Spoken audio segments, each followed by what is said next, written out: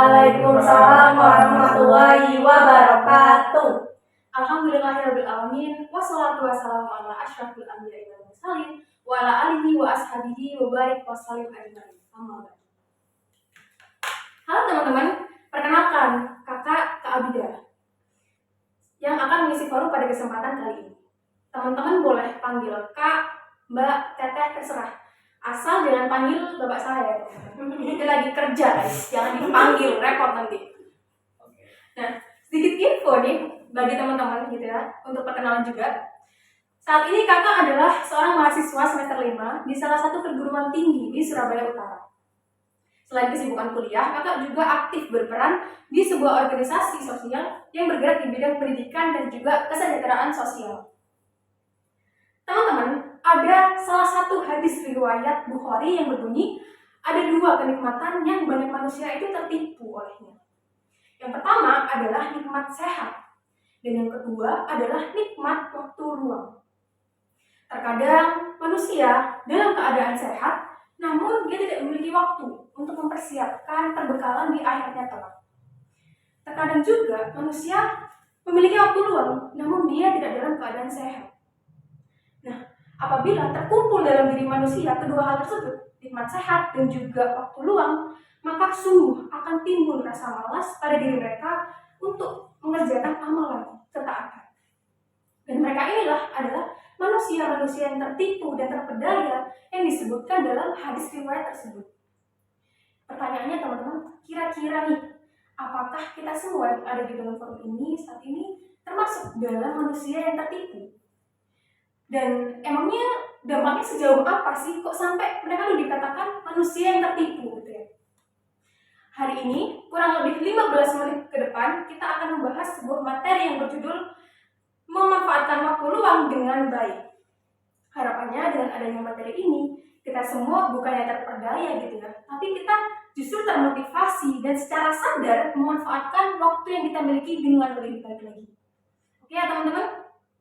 Nah, teman-teman tahu nggak kalau banyak orang, terutama remaja gitu ya, yang terperangkap dalam penggunaan waktu yang tidak efektif. Nah, kenapa kok sampai dikatakan terperangkap gitu ya? Karena teman-teman, mereka tuh seolah-olah kayak terjebak gitu ya, terjebak dan tidak bisa keluar dari lingkaran penggunaan waktu yang tidak bermanfaat. Contoh, saat ini remaja itu banyak yang menghabiskan waktu mereka untuk berselancar di media sosial, bermain game, atau menonton drama Korea sampai berulang-ulang kali. Bahkan ketika jam istirahat atau pas jam pelajaran sekalipun nih, mereka tuh kayak seolah gak bisa lepas gitu dari handphone mereka. Nah, dilansir dari survei Good Stats, Indonesia bahkan tercatat sebagai negara dengan pengguna handphone terlama di dunia, mengalahkan Jepang, Thailand, India, dan juga negara-negara lain yang ikut survei tersebut. Dengan durasi penggunaannya itu rata-rata selama 5 jam 39 menit dalam sehari. Ini tuh rata-rata ya teman-teman, 5 jam 39 menit. Belum yang di atas rata-rata nih gitu kan ya.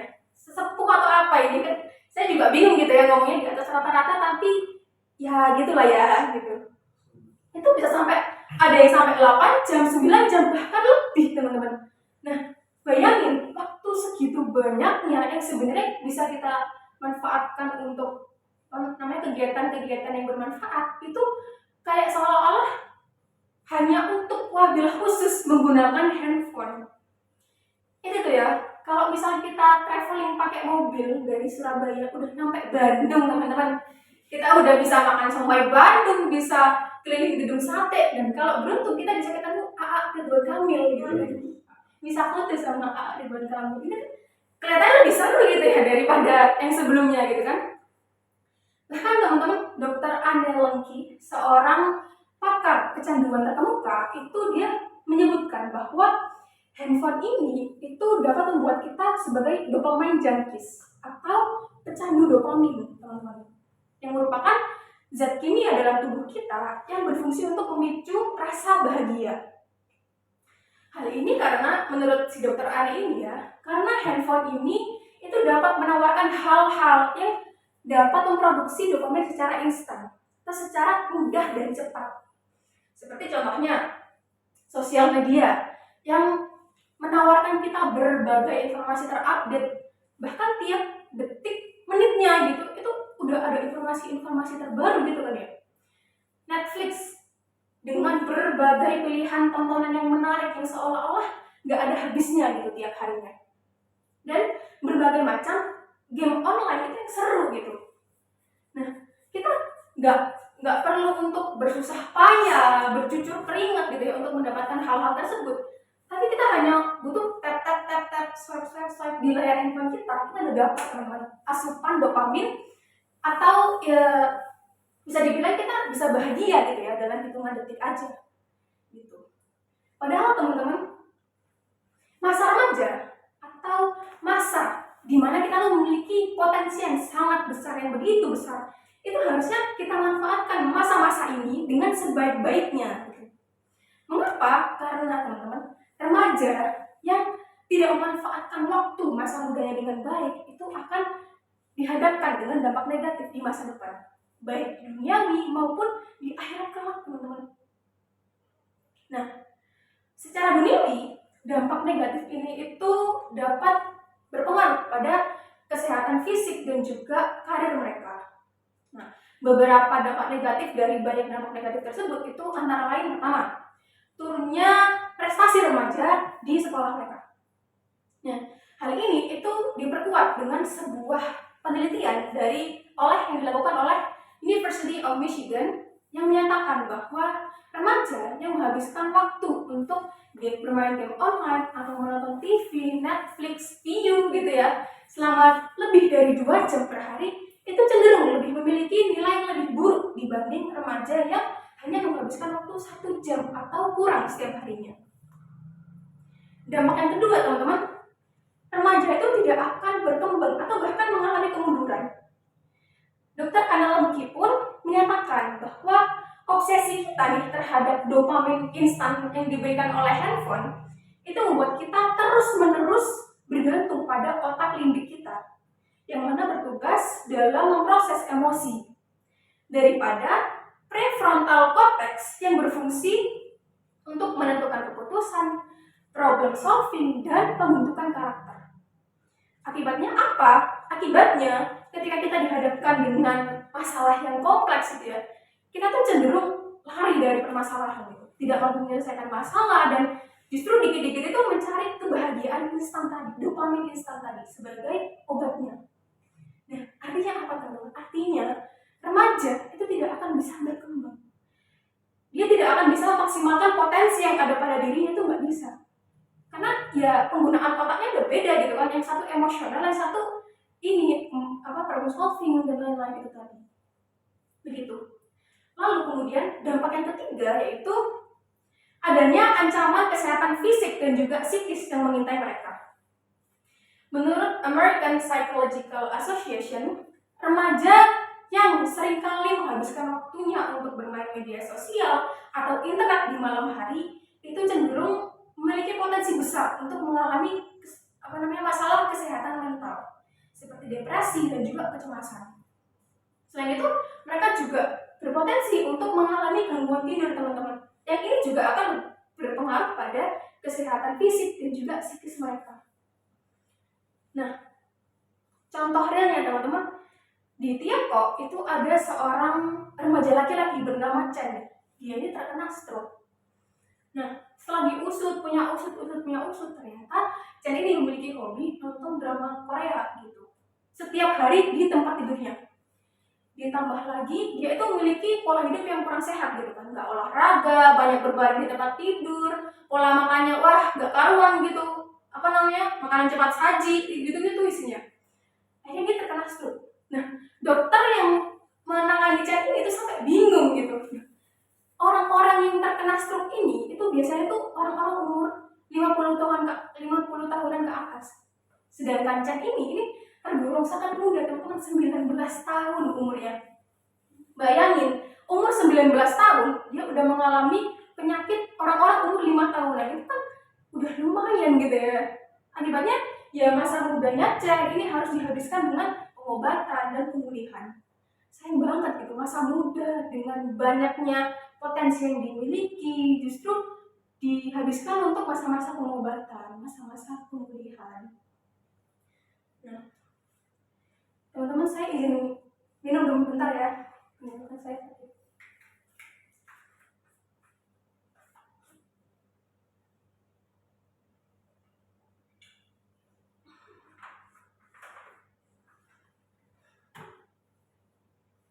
Nah, itu teman-teman, dampak negatif bagi remaja yang membuang-buang waktunya. Sangat nyata dan signifikan gitu di tengah kehidupan sehari-hari kita gitu ya.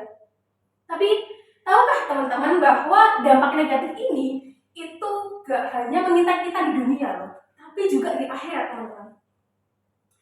Orang-orang yang menyia-nyiakan waktunya dengan sia-sia gitu ya, itu akan mengalami penyesalan kelak di akhirat. Seperti yang ditegaskan dalam surat As-Sajdah ayat 12 yang berbunyi, dan jika kamu melihat orang-orang yang berdosa menghadap kepada Tuhannya dengan menundukkan kepala, mereka berkata, ya Tuhan kami mendengar dan melihat. Kembalikanlah kami ke dunia, maka kami akan melakukan amal-amal soleh. Sesungguhnya kami adalah orang-orang yang yakin. Dalam ayat lain, yaitu surat Al-Haqqah ayat 25, juga ditunjukkan penyesalan yang serupa pada mereka yang menerima kitabnya di tangan kiri mereka. Dan adapun orang yang diberikan kitabnya di tangan kiri mereka, mereka akan berkata, andaikan kitabku ini tidak diberikan kepadaku. Andai saja. Nah, dari dua ayat tersebut, kita bisa melihat gitu ya, orang-orang ini tuh mereka baru menyadari dan menyesal atas perbuatan mereka di dunia ketika mereka tuh sudah terlambat teman-teman. Ketika mereka udah gak ada lagi ampunan gitu ya bagi mereka gitu. Padahal sebelumnya gak kurang-kurang teman-teman waktu mereka di dunia gitu, belasan tahun, puluhan tahun, itu kan waktu yang lama gitu ya. Tapi apa? Mereka tuh justru lebih memilih untuk tidak menggunakannya untuk beribadah di jalan Allah, untuk menegakkan ajaran Allah. Enggak teman-teman, mereka tidak memilih itu. Barulah ketika di akhirat mereka mohon kepada Tuhan, mohon ampunan dan kesempatan kedua, yang mana nih gak mungkin terjadi gitu ya. Kan kalau di dunia kita bisa putar balik, kalau di akhirat gak bisa putar balik dong. Udah nyemplung neraka ya neraka, surga ya surga gitu, sudah ditetapkan gitu kan. Tidak semudah itu tergusur gitu kan. Nah, oleh karena itu teman-teman, kesimpulan dari pembahasan kita, ada yang terlupa. Bahkan ini teman-teman, salah satu hadis riwayat Imam Syafi'i itu dia juga berkata hal yang serupa. Jika dirimu tidak disibukkan dengan hal-hal yang baik, pasti dirimu akan disibukkan dengan hal-hal yang sia-sia. Sehingga teman-teman, kita tuh sejatinya perlu untuk berhati-hati dengan perilaku kita, gitu ya. Jangan seolah-olah kita tuh masa bodoh dan acuh tak acuh dengan perilaku kita di dunia. Karena sejatinya teman-teman, perilaku kita di dunia ini, tiap-tiap amal perbuatan yang kita lakukan di dunia ini memiliki implikasi terhadap masa depan akhirat kita. Nah, sehingga teman-teman, kesimpulan dari pembahasan kita sejauh ini adalah, pertama, remaja itu banyak yang terjebak dalam penggunaan waktu yang tidak efektif. Salah satunya adalah penggunaan handphone tadi itu kan ya, yang memiliki dampak negatif terhadap remaja. Kesimpulan kedua yaitu remaja, dampak negatif yang dapat dirasakan oleh remaja di dunia itu adalah menurunnya prestasi mereka, tidak berkembangnya mereka, dan juga adanya ancaman kesehatan fisik dan juga psikis bagi mereka. Lalu kesimpulan yang ketiga teman-teman, selain dampak negatif di dunia, ada juga dampak negatif di akhirat kelak, yaitu penyesalan yang tiada henti bagi mereka yang tidak melakukan amal baik di dunia. Oleh karena itu teman-teman, sangat penting bagi kita untuk memanfaatkan waktu kita secara produktif, mengutamakan kegiatan-kegiatan yang bermanfaat seperti belajar, berolahraga, mengikuti kegiatan-kegiatan sosial yang positif, itu bagi diri kita dan juga bagi orang lain gitu. Nah, itu teman-teman. Maka mari kita sama-sama evaluasi kembali bagaimana waktu kita selama ini sudah digunakan. Apakah sudah produktif, apakah sudah digunakan secara produktif, ataukah belum gitu. Apakah sudah mengarah kepada pembangunan masyarakat ataukah belum, teman-teman. Inilah saatnya bagi kita untuk melakukan perubahan pada diri kita masing-masing gitu ya, termasuk kakak, untuk bisa memanfaatkan waktu dengan secara optimal, memanfaatkan masa muda kita dengan maksimal, dan menjadi remaja yang sukses dunia dan juga akhiratnya. Setuju teman-teman? Setuju ya? Oke. Nah, sebelum kakak menutup forum pada kesempatan kali ini, ada sebuah kata Arab nih yang berbunyi, al-waqtu anfasu la ta'ud. Waktu adalah nafas yang tidak akan mungkin kembali. Kakak ulangi lagi ya. Waktu adalah nafas yang tidak mungkin akan kembali. Layaknya sesuatu yang gak mungkin kembali ya teman-teman. Kehadiran waktu itu harusnya kita syukuri dengan penuh, dengan memanfaatkannya secara maksimal gitu. Sebelum tiba saatnya dia pergi, berlalu dan tidak bisa diulangi lagi. Bukankah memang seperti itu ya harusnya sikap kita terhadap sesuatu yang ya datangnya secara cepat lalu pergi dan tidak bisa kembali lagi? Iya teman-teman, kita harus mensyukuri dan menghargai penuh kehadiran waktu.